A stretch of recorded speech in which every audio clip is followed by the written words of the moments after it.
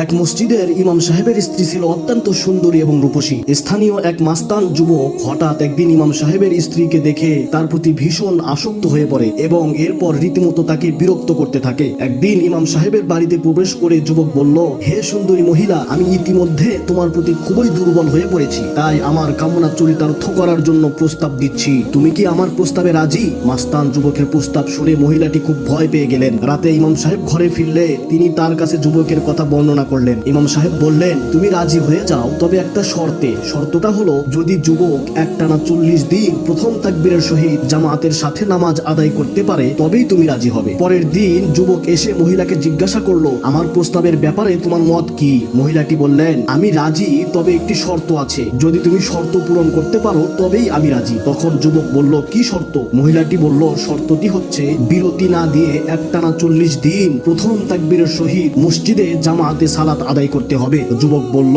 এটা তো সহজ শর্ত, এর চেয়ে কঠিন শর্ত দিলেও আমি রাজি হতাম। যুবক পরদিন ওযু করে সুন্দর পোশাক পরে সালাত আদায় করতে আসলো। ইমাম সাহেব সালাতের পর মোনাজাত করে বললেন, হে আল্লাহ, এক পথহারা যুবককে তোমার দরবারে এনেছি, এখন পথ প্রদর্শনের মালিক তুমি। যুবক শর্ত মোতাবেক জামাতের সাথে সালাত আদায় করে যাচ্ছে। ফজরের পর জোহরের জন্য অপেক্ষা করে, জোহরের পর আসর, এরপর মাগরিব, তারপর এশা, কোনো বিরতি নেই। অতঃপর এভাবে যেদিন একটানা 40 দিন পার হলো, সেদিন যুবক ইমাম সাহেবকে জড়িয়ে ধরে কেঁদে উঠলো এবং বলল, আমাকে ক্ষমা করে দিন হুজুর, আমি অন্ধকারে ছিলাম, আল্লাহ পাক আমাকে আলোর পথ দান করেছেন। তখন ইমাম সাহেব যুবককে সাথে নিয়ে আল্লাহর কাছে হাত তুলে দোয়া করলেন। প্রিয় দর্শক, এভাবে সেই যুবকটি পাপের পথ থেকে ফিরে এসে ভালো হয়ে গেল এবং তার মনের মধ্যে যত কুমতলব ছিল সব দূর হয়ে গেল। প্রিয় দর্শক, গল্পটি যদি ভালো লেগে থাকে আমাদের চ্যানেলটি সাবস্ক্রাইব করুন।